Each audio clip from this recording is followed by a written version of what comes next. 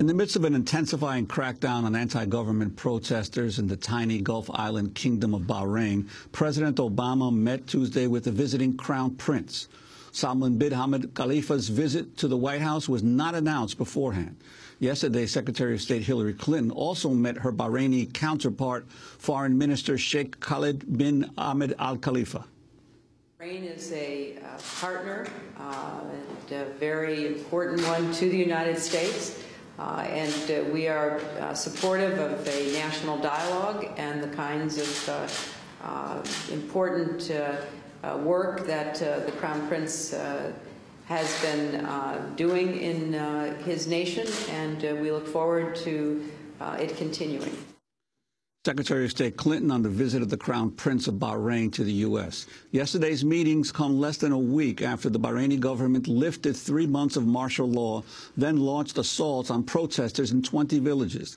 They also come just days after dozens of Bahraini medical officials who treated anti-government protesters were charged with attempting to overthrow the Bahraini monarchy. A White House statement about the meeting made no mention of the Bahraini crackdown. In a prepared statement, Crown Prince Salman of Bahrain said, quote, President Obama's support and understanding regarding Bahrain's forthcoming national dialogue were most welcome, as were his comments on the circumstances required to ensure its success.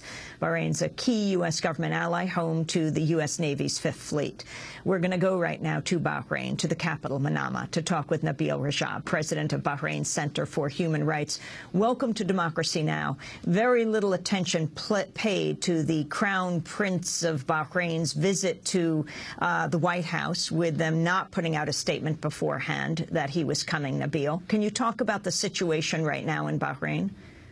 Well, first of all, I see the visit as a, positive thing. The statement, by President Obama, especially in regard with the bringing people of human rights violator to justice. But in reality, we don't see any impact of it in the ground. Still, military court is being proceeding with more and more cases being taken and referred to the military court. Today, at least 2 women were sentenced to 1 year and 2 years because of their participation in peaceful protests. More people being arrested, more people being tortured, more people being fired from work, harassment of human rights defenders and politicians. More unionists, human rights defenders, politicians, bloggers being brought to court, more checkpoints and arresting people in checkpoints. In the ground, we don't see anything related or impact of the statement, couple of statements made by the President Obama or by lifting the emergency law. I think the emergency law have been lifted mostly because of targeting Formula One to come and targeting business to come to Bahrain. We don't see anything positive in the ground, although many countries have called for a dialogue. Many government has asked the government to sit with the opposition and to go and introduce some reform. But in the ground, we don't see anything, any signal that make us optimistic that government has the willingness to go for a dialogue with opposition and to listen to the grievances and the demand of the people. As you see, we are living a state of emergency, unwritten state of emergency.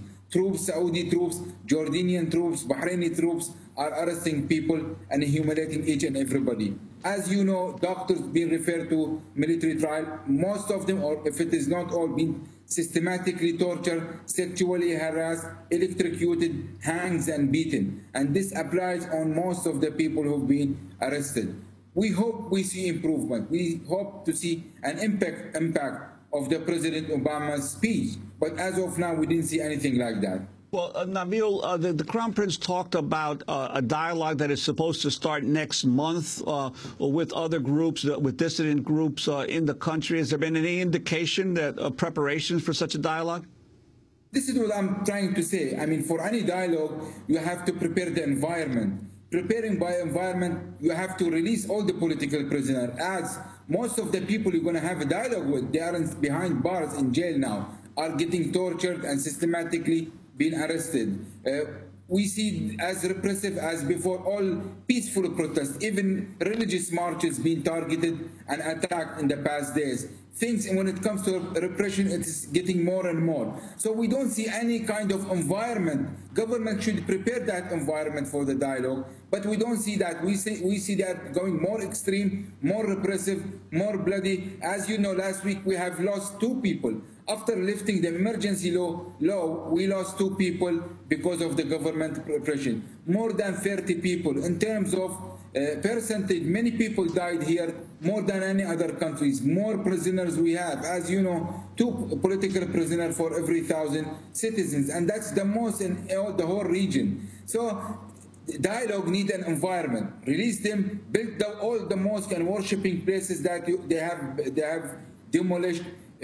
Return people back to their home, return people back to their work, and create an environment for such a dialogue. And Nabeel Rajab, it seems that before the Crown Prince came to the White House, they announced the lifting of martial law in Bahrain. And yet you have, for example, you just referred to the doctors and nurses, among others, being tried now for aiding wounded protesters. Can you explain what's happening?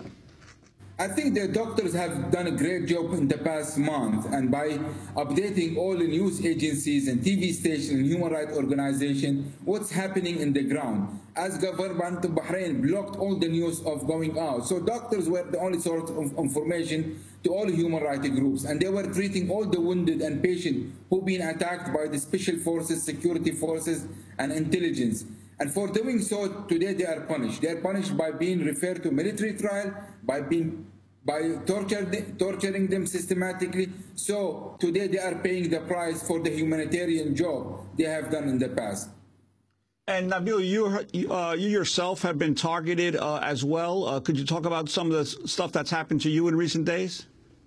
Well, I'm one of many thousands of people doing the same thing.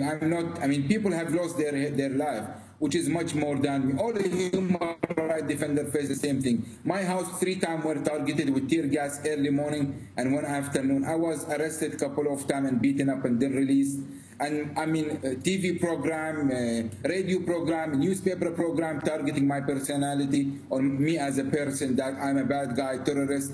But you know, this is the cost of the human rights work which the whole nation are paying today. What do you think has to happen? I mean, Bahrain is a close U.S. ally. The U.S. Navy Fifth Fleet is based there. Saudi Arabia is a close U.S. ally. Saudi Arabia soldiers have gone into Bahrain to work with the Bahraini regime in repressing the people. So the U.S. has a lot of control here. What can they do? So far, United States criticism were very soft, comparing to what they said in Syria and comparing to what they say in Libya. Everybody have witnessed the double standard of the American foreign policy. Everybody is upset about that. Everybody thinks the United States could have done more by pressurizing our country to do some more and to talk to their people. But unfortunately, we are a victim because we've been living in an oil region. We are living in a region where the American has a military presence, where they see sometimes their military presence and their interests has more priority than the human right of the people. I think the American civil society, the American TV station, respected one like you, have to add pressure to United States administration to do more, and they could do more. I think if they are serious, if they have the willingness, they could do more by pressuring our government to sit with their own people and listen to their grievances rather than just seeing their interests. Nabeel Rajab, we want to thank you for being with us, President of Bahrain's Center for Human Rights. I hope you remain safe. He's been speaking to us on the phone from Bahrain's capital, Manama. This is Democracy Now!, democracynow.org, The War and Peace Report.